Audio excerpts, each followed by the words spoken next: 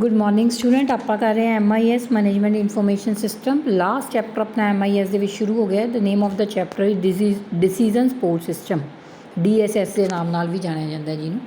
ਪਹਿਲਾਂ ਆਪਾਂ ਦੇਖਦੇ ਹਾਂ ਇੰਟਰੋਡਕਸ਼ਨ, ਦੇਖਦੇ ਹਾਂ ਟੂ डिसीजन सपोर्ट सिस्टम ਦੀ ਕੀ ਹੁੰਦੀ ਹੈ। The more information you have based on internal experience और from external sources the better your decision. ਕਹਿੰਦੇ ਜਿੰਨੀ ਤੁਹਾਨੂੰ ਜ਼ਿਆਦਾ ਕੋਈ ਇਨਫੋਰਮੇਸ਼ਨ ਹੋਊਗੀ ਇੰਟਰਨਲ ਤੇ ਐਕਸਟਰਨਲ, ਬਾਹਰੀ ਤੇ ਅੰਦਰੂਨੀ ਰਿਸੋਰਸਿਸ ਦੀ, ਉਨਾ ਹੀ ਤੁਸੀਂ ਵਧੀਆ ਡਿਸੀਜਨ ਜਿਹੜਾ ਲਾਈਫ ਦੇ ਵਿੱਚ ਲੈ ਸਕਦੇ ਹੋ।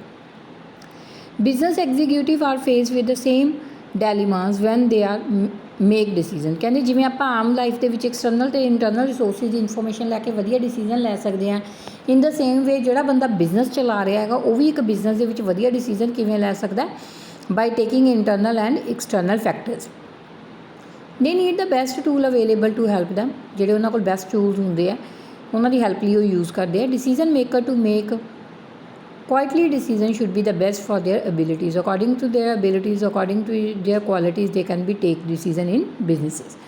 ਫਸਟ ਹੈਗਾ thoroughly check a wide range of alternative. ਸਭ ਤੋਂ ਪਹਿਲਾਂ ਡਿਸੀਜਨ ਲੈਣ ਲੱਗੇ ਆਪਾਂ ਅਲਟਰਨੇਟਿਵ ਦੇਖਦੇ ਹਾਂ ਨਾ, ਆਪਣੇ ਕੋਲ ਆਪਸ਼ਨਸ ਕੀ ਆ, ਆਪਸ਼ਨ ਦੇ ਵਿੱਚੋਂ ਇੱਕ ਡਿਸੀਜਨ ਚੂਜ਼ ਕਰਾਂਗੇ। Secondly gather full range of goals and implication of choice. ਉਸ ਤੋਂ ਬਾਅਦ ਗੋਲਸ ਦੇਖਾਂਗੇ ਆਪਣੇ ਕੀ ਹੈ, ਉਸ ਅਕੋਰਡਿੰਗ ਆਪਾਂ ਉਹਨਾਂ ਅਲਟਰਨੇਟਿਵ 'ਚ ਚੋਇਸ ਕਰ ਲਾਂਗੇ।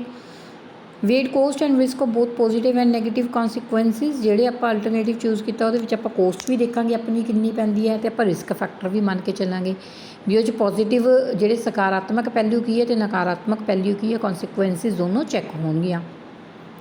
ਇੰਟੈਂਸਿਵਲੀ search a new information for evaluating alternative. ਉਸ ਤੋਂ ਇਲਾਵਾ ਕੋਈ ਹੋਰ ਅਲਟਰਨੇਟਿਵ ਨੂੰ ਇਵੈਲੂਏਟ ਕਰਨਾ ਤਾਂ ਕਿ ਆਪਾਂ ਨੂੰ ਜੇ ਕੋਈ ਨਵੀਂ ਇਨਫੋਰਮੇਸ਼ਨ ਚਾਹੀਦੀ ਉਹ ਵੀ ਮਿਲ ਸਕੇ।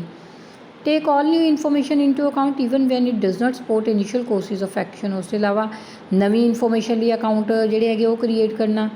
ਰੀ examine positive and negative consequence of all alternative including initially rejected ones. ਜਿਹੜੇ ਆਪਾਂ ਅਲਟਰਨੇਟਿਵ ਰਿਜੈਕਟ ਕਰਤੇ ਉਹਨਾਂ ਨੂੰ ਦੁਬਾਰਾ ਰੀ ਐਗਜ਼ਾਮਿਨ ਕਰਨਾ ਵੀ ਉਹ ਆਪਣੀਆਂ ਜਿਹੜੇ ਨੈਗੇਟਿਵ ਅਤੇ ਪੋਜ਼ੀਟਿਵ ਜਿਹੜੇ ਪੁਆਇੰਟ ਆਫ ਵਿਊ ਉਹਨਾਂ ਨੂੰ ਕੰਪਲੀਟ ਕਰ ਰਹੇ ਹੈ।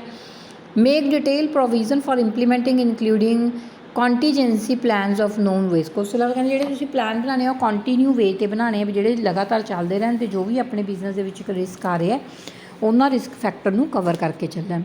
Decision support system are application of Herbert Simon model as explain earlier in chapter 5। ਇਸ ਤੋਂ ਪਹਿਲਾਂ ਆਪਾਂ ਇੱਕ ਹਰਬਰਟ ਸੈਮਨ ਮਾਡਲ ਦਾ ਪੜ੍ਹ ਕੇ ਆਏ ਸੀਗੇ, ਉਸ 'ਚ ਡਿਸੀਜਨ ਸਪੋਰਟ ਸਿਸਟਮ ਬਾਰੇ ਦੱਸਿਆ ਹੋਇਆ ਸੀ, ਯਾਦ ਹੋਣਾ ਤੁਸੀਂ। ਉਸ ਦੇ ਵਿੱਚ ਆਪਾਂ 3 ਫੇਜ਼ਿਸ ਕੀਤੇ ਸੀ, ਇੰਟੈਲੀਜੈਂਸੀ, ਡਿਜ਼ਾਈਨ ਅਤੇ ਚੋਇਸ। ਮਤਲਬ ਕਿਸੇ ਵੀ ਡਿਸੀਜਨ ਨੂੰ ਲੈਣ ਲਈ ਆਪਾਂ 3 ਫੇਜ਼ਿਸ ਦੇ ਵਿੱਚੋਂ ਲੰਘਦੇ ਹਾਂ, ਇੰਟੈਲੀਜੈਂਸੀ ਫੇਜ਼, ਡਿਜ਼ਾਈਨ ਫੇਜ਼ ਅਤੇ choice phase.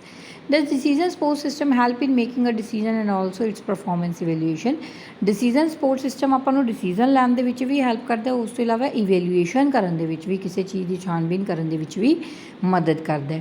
These system can be used to validate the decision by performing sensitivity analysis and various parameter of the problem। ਉਸ ਤੋਂ ਇਲਾਵਾ ਕਹਿੰਦੇ ਜਿਹੜੇ ਡਿਸੀਜਨ ਸਪੋਰਟ ਸਿਸਟਮ ਹੈ ਇਹ ਨਾਜ਼ੁਕਤਾ ਨੂੰ ਵੀ ਧਿਆਨ ਵਿੱਚ ਰੱਖਦੇ, ਐਨਾਲਿਸਿਸ ਕਰਦੇ। ਉਸ ਤੋਂ ਇਲਾਵਾ ਵੇਰੀਅਸ ਜਿਹੜੇ ਪੈਰਾਮੀਟਰਸ ਹੁੰਦੇ ਆ ਡਿਸੀਜਨ ਮੇਕਿੰਗ ਨੂੰ ਲੈਣ ਦੇ ਵਿੱਚ ਉਹਨਾਂ ਦਾ ਵੀ ਇਹਦੇ ਵਿੱਚ ਧਿਆਨ ਰੱਖਿਆ ਜਾਂਦਾ। ਹੁਣ ਜੇ ਆਪਾਂ DSS ਦੀ ਡੈਫੀਨੇਸ਼ਨ ਦੇਖੀਏ, the term decision support system refers to the class of system which support ਦਾ ਪ੍ਰੋਸੈਸ ਆਫ ਡਿਸੀਜਨ ਮੇਕਿੰਗ। ਕਹਿੰਦੇ ਜਿਹੜਾ ਡਿਸੀਜਨ ਮੇਕਿੰਗ ਹੈ ਇਹ ਕੀ ਕਰਦਾ, ਇਹਦੇ ਪ੍ਰੋਸੈਸ ਨੂੰ ਸਪੋਰਟ ਕਰਦਾ। The emphasize on it supports rather than automation of decision। DSS allows the decision maker to retrieve data and test alternative solution during the process of problem solving। ਉਸ ਤੋਂ ਇਲਾਵਾ ਕਹਿੰਦੇ ਅਲਟਰਨੇਟਿਵ ਦੇਖਣਾ, problem solving ਵੇਲੇ ਕੀ decision ਲੈਣੇ ਆ, ਕੀ process follow ਕਰਨਾ ਉਹਦੇ ਵਿੱਚ ਦੇਖਿਆ ਜਾਂਦਾ। DSS can also be defined as a set of well integrated user friendly computer based tools that combines data with various decision making model। ਉਸ ਤੋਂ ਇਲਾਵਾ ਕਹਿੰਦੇ DSS ਦੇ ਵਿੱਚ ਡਿਸੀਜਨ ਸਪੋਰਟ ਸਿਸਟਮ ਦੇ ਬਹੁਤ ਸਾਰੀਆਂ ਚੀਜ਼ਾਂ ਨੂੰ ਇੰਟੀਗ੍ਰੇਟ ਇਕੱਠਾ ਕੀਤਾ ਜਾਂਦਾ, ਇਹਨੂੰ ਯੂਜ਼ਰ ਫਰੈਂਡਲੀ ਬਣਾਇਆ ਜਾਂਦਾ ਤਾਂ ਕਿ ਕੋਈ ਵੀ ਮਾਡਲ ਹੈ ਉਹਦੇ 'ਤੇ ਆਪਾਂ ਚੂਜ਼ ਕਰ ਸਕੀਏ, ਉਹਦੇ ਅਕੋਰਡਿੰਗ ਕੁਆਲਿਟੀਜ਼ ਅਤੇ ਕੁਆਂਟੀਟੇਟਿਵ ਦੇਖ ਕੇ, ਸਟਰਕਚਰ ਅਤੇ ਅਨਸਟਰਕਚਰ ਪਰਫੋਰਮੈਂਸ ਦੇਖ ਕੇ ਉਹਨੂੰ ਤਿਆਰ ਕਰ ਸਕੀਏ। ਉਸ ਤੋਂ ਬਾਅਦ ਆਪਣੇ ਕੋਲ DSS ਦੀਆਂ ਕਰੈਕਟਰਿਸਟਿਕਸ ਆ ਜਾਂਦੀਆਂ। ਸਭ ਤੋਂ ਪਹਿਲੀ ਹੈਗੀ ਹੈ DSS should aid the decision maker in decision making. Decision making ਵਿੱਚ ਡਿਸੀਜਨ ਮੇਕਰ ਦੀ ਹੈਲਪ ਕਰੇ DSS। DSS should be also address a semi unstructured decision making situation। ਸਿਰਫ ਸਟਰਕਚਰਡ ਫੋਰਮ ਦੇ ਵਿੱਚ ਹੀ ਜਦੋਂ ਆਪਣਾ ਹੁੰਦਾ ਕੋਈ ਚੀਜ਼ ਉਹਦੇ ਵਿੱਚ ਹੀ ਡਿਸੀਜਨ ਲੈਣ ਦੇ ਵਿੱਚ ਹੈਲਪ ਨਹੀਂ ਕਰਦਾ DSS, ਬਲਕਿ ਜੇ ਕੋਈ ਸੈਮੀ ਸਟਰਕਚਰਡ ਅਨਸਟਰਕਚਰਡ ਹੈ ਤਾਂ ਉਹਦੇ ਵਿੱਚ ਵੀ ਡਿਸੀਜਨ ਲੈਣ ਦੇ ਵਿੱਚ ਹੈਲਪ ਕਰਦਾ। DSS should be able to create general purpose model, simulation capabilities, other analytic tool available in decision maker। ਉਸ ਤੋਂ ਇਲਾਵਾ ਕਿਸੇ ਵੀ ਮਾਡਲ ਨੂੰ ਬਣਾਉਣ ਲਈ, ਕੋਈ ਸੈਮੂਲੇਸ਼ਨ ਕੈਪੇਬਿਲਿਟੀਜ਼ ਨੂੰ ਕਰਨ ਲਈ ਇਹ ਵੀ ਹੈਲਪ ਕਰਦਾ ਹੈ। DSS should enable user to use DSS without assistance from MIS technical professionals। ਉਸ ਤੋਂ ਇਲਾਵਾ ਕੋਈ ਟੈਕਨੀਕਲ ਅਸਿਸਟੈਂਸ ਚਾਹੀਦੀ ਹੈ, ਪ੍ਰੋਫੈਸ਼ਨਲਸ ਚਾਹੀਦੇ, ਉਹਦੇ ਵਿੱਚ ਹੈਲਪ ਕਰਦਾ ਹੈ। DSS should provide mechanism to enable rapid response of decision maker request for information। ਕੋਈ ਇਨਫੋਰਮੇਸ਼ਨ ਲਈ ਰਿਕੁਐਸਟ ਕੀਤੀ ਹੈ ਡਿਸੀਜਨ ਮੇਕਰ ਨੇ, ਉਹਦੀ ਹੈਲਪ ਕਰਨੀ, ਉਹਨੂੰ ਪੂਰਾ ਕਰਨਾ।